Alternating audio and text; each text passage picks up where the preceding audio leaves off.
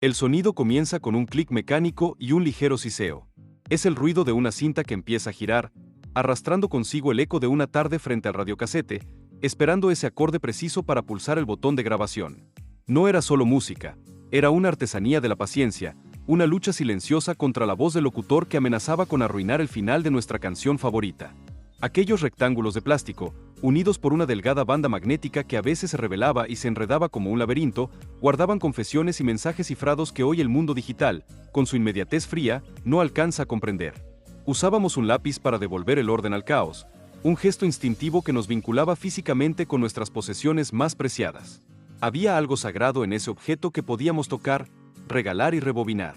Esa misma liturgia se repetía cada sábado, cuando el sol apenas comenzaba a filtrarse por las persianas. No necesitábamos alarmas. El instinto nos sentaba frente al televisor de tubo, con un tazón de cereales excesivamente dulces entre las manos, para asistir a un banquete de aventuras que no permitía distracciones. Si llegabas tarde, el secreto se perdía para siempre. Eman, los diminutos seres azules o los soldados de élite no eran solo dibujos, eran el lenguaje común que hablaríamos luego en el recreo. Si quieres que los recuerdos de nuestra época no se pierdan, suscríbete. Era un compromiso con el horario, una cita ineludible que nos enseñó el valor de la espera en un mundo que aún no conocía el contenido a la carta. Pronto, esa experiencia se volvió privada y portátil. El primer contacto con un Walkman fue lo más parecido a un viaje al futuro. De repente, el mundo exterior desaparecía bajo unos auriculares de espuma naranja que dejaban escapar el murmullo de Madonna o Michael Jackson.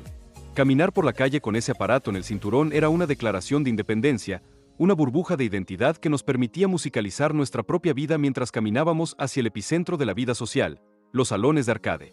Allí, entre luces de neón que parpadeaban con un ritmo hipnótico y el tintineo constante de las monedas, se forjaban las leyendas. El olor a ozono y madera caliente envolvía las pantallas donde Pac-Man y Donkey Kong desafiaban nuestra destreza. No eran solo juegos, eran templos de encuentro donde el valor de un joven se medía por su capacidad para dejar grabadas 3 iniciales en lo más alto de una tabla de puntuaciones. Cuando el sol se ponía, el ocio se trasladaba a los pasillos de las tiendas de video. Aquella expedición familiar entre estanterías repletas de carátulas de VHS era un ejercicio de negociación y descubrimiento. El aroma del maíz recién hecho y la textura rugosa de las cajas de plástico nos anticipaban una noche de cine que se sentía como un acontecimiento único. Había algo reconfortante en la etiqueta que nos recordaba devolver la cinta rebobinada, un pacto de respeto entre extraños que compartían el mismo amor por las historias proyectadas en el televisor de casa. No era solo ver una película, era poseerla por unas horas, sabiendo que el tiempo para disfrutarla era limitado y, por tanto, más valioso. En nuestras manos también habitaba el desafío de los colores. Un pequeño objeto geométrico se convirtió en la medida de nuestra inteligencia y nuestra desesperación. Girar aquellas filas de plástico buscando la alineación perfecta del cubo era una obsesión que cruzaba fronteras y edades. Algunos lograban descifrar el código en segundos, mientras otros, en un acto de rebeldía silenciosa, optaban por despegar las pegatinas para forzar el orden. Era una época de retos tangibles, de juegos que podías guardar en la mochila junto a esas carpetas de velcro que custodiaban nuestros secretos escolares. Aquellos diseños vibrantes, con cierres que emitían un sonido inconfundible al abrirse, era nuestra primera declaración de estilo frente a los compañeros de clase. El orden de nuestras tareas se mezclaba con la estética de delfines y patrones abstractos, convirtiendo el material de estudio en un lienzo de nuestra propia identidad. Incluso antes de que la tecnología se volviera sofisticada, la magia ya habitaba en nuestras salas de estar. Una pequeña consola conectada a la entrada de antena nos abría las puertas a mundos de píxeles gruesos y sonidos electrónicos elementales. Una palanca negra y un único botón rojo bastaban para cruzar ríos o defender galaxias enteras desde la alfombra del salón. Los gráficos eran humildes, pero nuestra imaginación rellenaba cada hueco, transformando cuadrados en héroes y laberintos en odiseas espaciales. Todo este universo visual estaba bañado por una estética de colores eléctricos que pronto saltó de la pantalla a nuestra ropa. El neón no era solo una tendencia pasajera, era un grito de optimismo, una forma de decir que estábamos presentes a través de prendas que brillaban con luz propia. Aquella audacia visual se completaba con el estruendo de los radiocasetes que alguien cargaba al hombro, transformando cualquier esquina en un escenario improvisado donde la música dictaba el ritmo de la calle. Caminar por el asfalto caliente con aquellos zapatos de plástico translúcido era una experiencia que desafiaba la lógica del confort. Brillaban bajo el sol como joyas humildes, aunque al final del día dejaran una marca indeleble en la piel y el calor se volviera casi insoportable. Eran el complemento ideal para una estética que miraba hacia los gimnasios y las pantallas de televisión, donde los calentadores de lana se deslizaban sobre las piernas incluso si nunca habíamos pisado una clase de aeróbic. Seguíamos el rastro de figuras que, desde las cintas de entrenamiento, nos dictaban que el estilo estaba por encima de cualquier comodidad. Esa misma devoción se trasladaba a las jugueterías, donde el deseo tomaba la forma de muñecos de facciones redondeadas y un nombre propio impreso en un certificado de adopción. Poseer uno no era simplemente tener un juguete, era haber ganado una batalla en una tienda abarrotada, era formar parte de un fenómeno que hacía que los adultos perdieran la compostura por una figura de trapo y vinilo. En el micromundo de nuestros cuadernos, la realidad se dividía en fragancias y texturas. Coleccionábamos pegatinas que, al ser frotadas, desprendían aromas a frutas artificiales o a golosinas, convirtiendo el papel en un catálogo de sensaciones efímeras. Intercambiarlas en el patio era nuestra primera lección de economía y valor. Mientras unos buscaban la perfección de los arcoíris y los seres fantásticos que parecían brillar con una luz propia y saturada, otros preferíamos el reverso oscuro y divertido de la infancia. Existían aquellas tarjetas de personajes grotescos que se burlaban de la cursilería con un humor crudo, a veces prohibido por los maestros, que nos hacía sentir cómplices de una travesura compartida. Ocultar aquellas imágenes entre las páginas era un rito de iniciación, una pequeña rebelión contra el orden establecido en un mundo que todavía se sentía inmenso. Pero nada superaba la sensación de capturar el presente de forma inmediata. Sostener una cámara que expulsaba una lámina de cartón con un chasquido mecánico era lo más parecido a realizar un truco de magia en mitad del salón. Nos quedábamos quietos, casi sin respirar, observando cómo la neblina gris de la imagen iba dando paso a los colores de nuestra realidad. Agitábamos el papel con la esperanza de acelerar el milagro, aunque el proceso tuviera su propio ritmo innegociable. No existían los filtros ni las segundas oportunidades.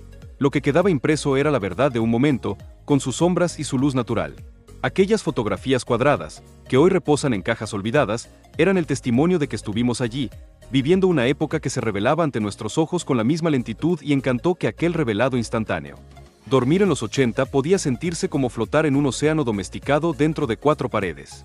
Aquellas camas de agua, con su balanceo constante y su promesa de un lujo futurista, eran la cumbre de la sofisticación doméstica para cualquier niño.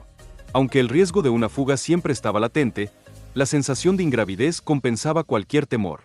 Era un tiempo donde los vínculos se sellaban con pequeños gestos manuales, como esos imperdibles decorados con cuentas de colores que colgábamos de nuestros cordones o mochilas.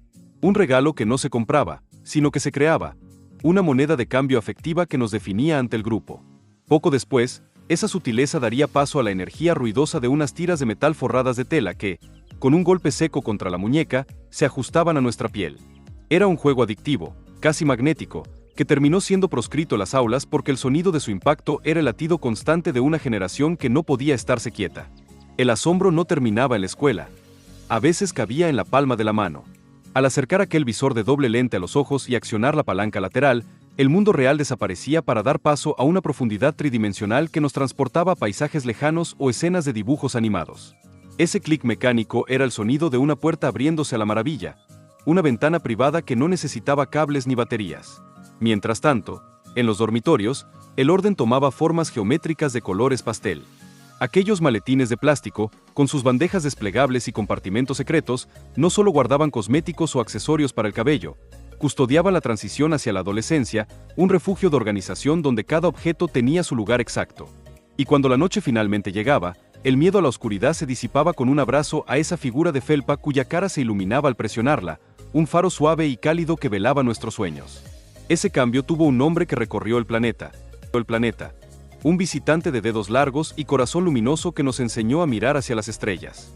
El fenómeno fue total, desde las bicicletas que soñábamos con hacer volar hasta los pequeños dulces de cacahuete que se convirtieron en el rastro de una amistad imposible.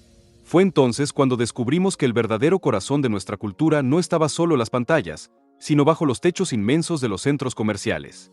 Aquellos templos de cristal y neón eran nuestro ecosistema natural, un laberinto de escaparates donde el tiempo se detenía. No íbamos allí solo a comprar, íbamos a ser vistos, a escuchar el eco de nuestras pisadas en el granito y a sentir que formábamos parte de algo más grande, un bullicio constante que definía el pulso de nuestra juventud. De pronto, el televisor dejó de ser un mueble estático para convertirse en un pulso constante de color y ritmo. En los primeros años de aquella década, una señal rompió el silencio con una estética rompedora. La música ya no solo se escuchaba, se veía. Aquel logotipo audaz y las imágenes de astronautas en la luna nos anunciaban que el lenguaje de nuestra generación sería visual. Los iconos de la época, desde la rebeldía de Madonna hasta la precisión milimétrica de Michael Jackson, entraron en nuestras salas de estar transformados en arte puro.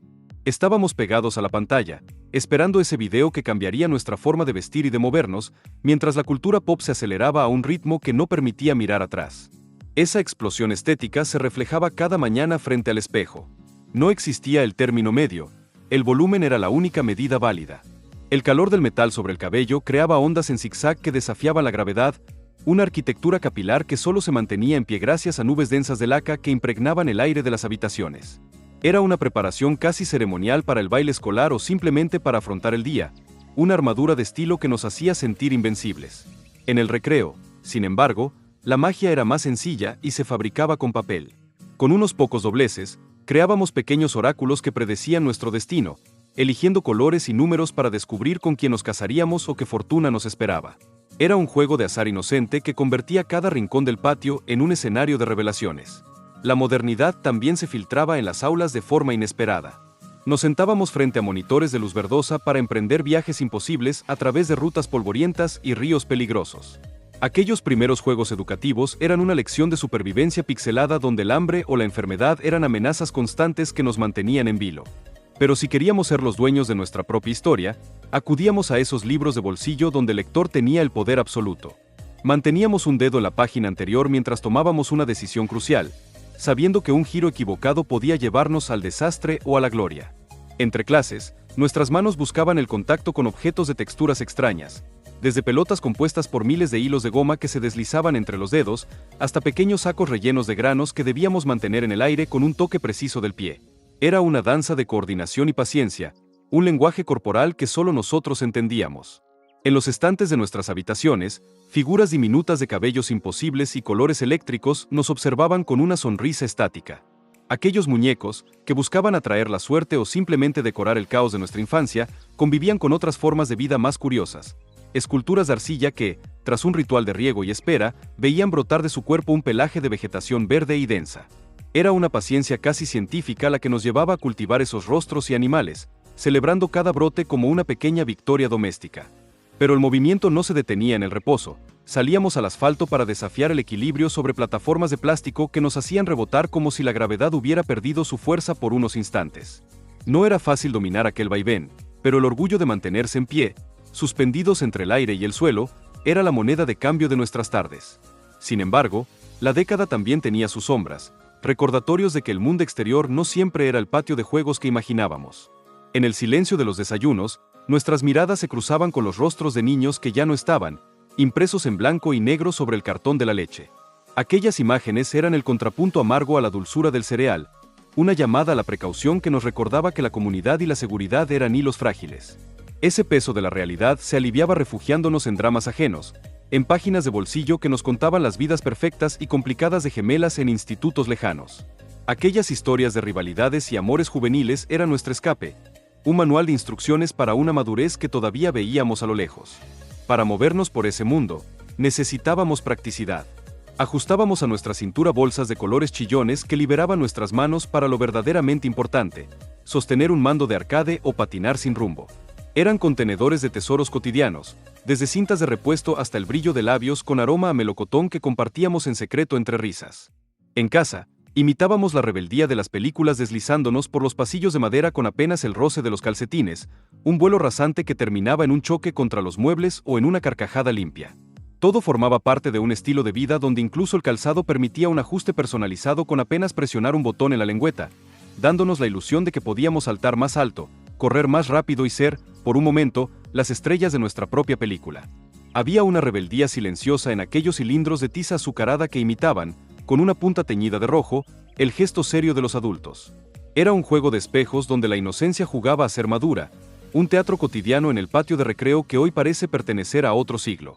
Esa misma fascinación por la transformación nos llevaba a la cocina, donde pequeñas láminas de plástico se encogían bajo el calor del horno hasta convertirse en tesoros rígidos y brillantes. Observar ese proceso, ver cómo el arte se reducía para volverse eterno en un llavero, era nuestra forma de entender que las cosas importantes a veces necesitaban un poco de fuego para endurecerse.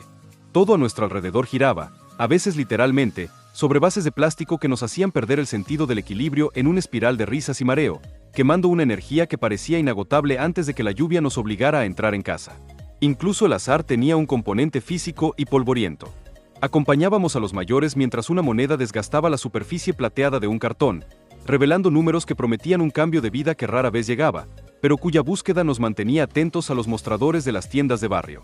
Eran años de sabores intensos y explosivos, de caramelos que inundaban el paladar con una fuerza casi violenta y de refrescos que desafiaban las horas de sueño con dosis masivas de azúcar y cafeína. Todo era más grande, más ruidoso y más alto, especialmente ese cabello que se elevaba en estructuras imposibles, sostenido por nubes de aerosol que parecían querer sellar la década para siempre bajo una capa de fijador. No era vanidad, era la estética de un tiempo que no temía ser visto. Secretos de nuestra época existe para que nuestra historia cotidiana no se olvide. Suscríbete. Nuestras ventanas al mundo no siempre eran nítidas. La lucha contra la estática y las imágenes fantasmales nos obligaba a convertirnos en artesanos de la recepción, manipulando varillas de metal sobre el televisor con una precisión casi quirúrgica. 1 milímetro hacia la izquierda podía ser la diferencia entre ver nuestra serie favorita o perdernos en una tormenta de nieve electrónica. Era el recordatorio de que nada nos venía dado sin esfuerzo. Y al final, cuando el día se agotaba, nos quedaba esa cinta infinita de goma de mascar que se desenrollaba desde un estuche circular, una medida de tiempo que podíamos compartir o guardar celosamente para nosotros mismos. Aquellos casi 2 metros de dulce eran el epílogo perfecto para un recorrido que no termine los objetos, sino la sensación de que, aunque el mundo haya cambiado, esos recuerdos siguen girando en nuestro interior como un motor silencioso. Aquella época no fue solo un tiempo en el calendario, fue el lugar donde aprendimos a ser quienes somos.